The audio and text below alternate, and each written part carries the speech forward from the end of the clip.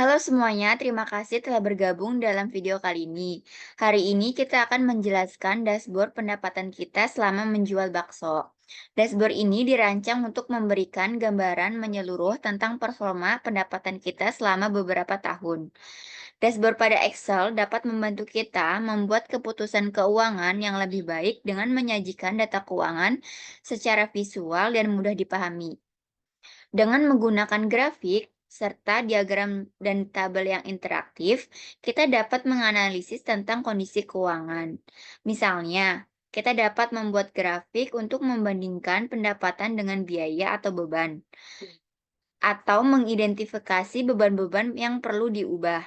Dengan melihat dashboard dashboard tersebut secara berkala, kita dapat mengidentifikasi masalah keuangan lebih cepat, menyesuaikan keputusan keuangan, dan merencanakan strategi keuangan yang lebih baik untuk ke depannya.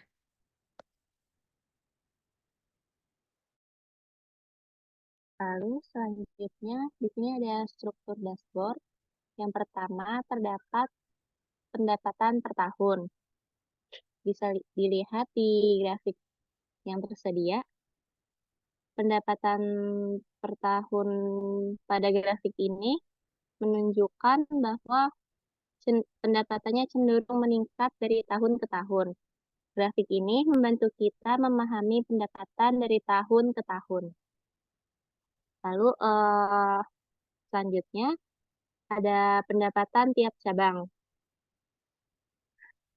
Grafik di sini menjelaskan tentang pendapatan yang diperoleh oleh tiap cabang. Total cabang yang terdapat di satu wilayah mempengaruhi banyaknya pendapatan yang didapat. Pada grafik di sini menunjukkan bahwa semakin banyak cabangnya, maka semakin banyak pendapatan yang diperoleh. Apabila ingin melihat pendapatan dari salah satu cabang, pivot di sebelah kiri bisa digunakan dengan cara menekan cabang yang diinginkan.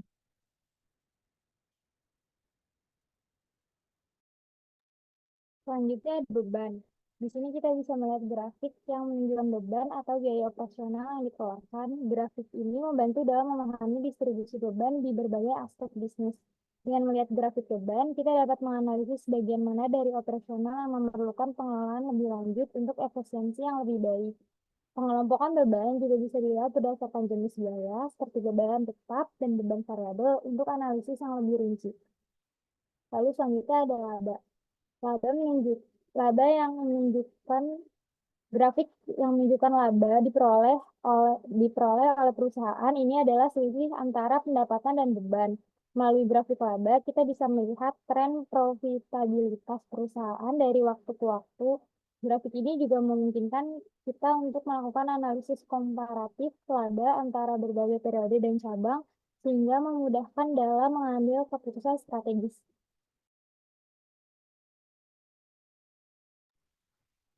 Kesimpulan yang kami dapatkan adalah dari semua data yang sudah kami hitung dapat disimpulkan pada dashboard bahwa total pendapatan setiap tahun selalu meningkat. Hal tersebut dipengaruhi oleh asumsi pelanggan yang meningkat berdasarkan banyaknya jumlah cabang yang kami buat dan juga harga jual yang sudah kami tetapkan. Perlu diperhatikan bahwa setiap usaha yang kita jalankan tidak selalu mendapat keuntungan. Ada kalanya kita mendapatkan kerugian seperti di 3 tahun pertama, yaitu tahun 2019, 2020, dan 2021. Hal ini disebabkan karena beban yang dikeluarkan lebih besar daripada pendapatan yang dihasilkan. Dan pada 2 tahun terakhir, keuntungan pada pendapatan yang dihasilkan lebih besar daripada beban yang dikeluarkan. Untuk menjaga dan meningkatkan stabilitas, kita perlu memperhatikan dan mengelola beban operasional secara efisien. Analisis yang lebih mendalam terhadap distribusi beban dan tren laba akan membantu dalam pengambilan keputusan strategis yang lebih baik. Nah, tindakan lanjutan untuk mengatasi kerugian ini yang pertama bisa melakukan analisis beban operasional, yaitu lakukan analisis mendalam terhadap beban operasional untuk mengidentifikasi area-area yang memerlukan pengelolaan lebih lanjut. Yang kedua, pengurangan biaya. Cari peluang untuk mengurangi biaya di berbagai aspek bisnis. Ini bisa melibatkan negosiasi ulang kontrak,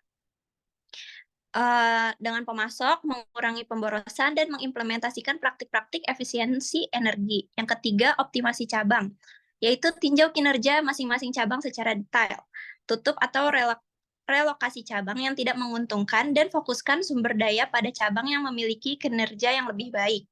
Yang keempat, ada strategi pemasarannya. Perkuat strategi pemasaran untuk meningkatkan penjualan, terutama di cabang yang berpotensi namun belum optimal. Yang kelima, bisa melakukan pengembangan produk, yaitu dengan mempertimbangkan inovasi produk atau penawaran promosi khusus. Yang keenam, ada pelatihan karyawan. Dengan cara meningkatkan pelatihan bagi karyawan untuk meningkatkan efisiensi operasional dan layanan pelanggan. Selanjutnya ada monitoring dan evaluasi berkala, yaitu lakukan monitoring dan evaluasi berkala terhadap semua aspek operasional dan keuangan. Yang terakhir, investasi dalam teknologi, yaitu pertimbangkan untuk berinvestasi dalam teknologi yang dapat meningkatkan efisiensi operasional dan memberikan analisis data yang lebih mendalam seperti sistem manajemen, inventaris, atau software analitik keuangan. Dengan tindakan-tindakan ini, diharapkan perusahaan dapat mengatasi kerugian yang ada dan terus meningkatkan profitabilitas serta efisiensi operasional. Demikianlah presentasi mengenai dashboard penjualan bakso kelompok kami. Kurang lebihnya mohon maaf. Wassalamualaikum warahmatullahi wabarakatuh.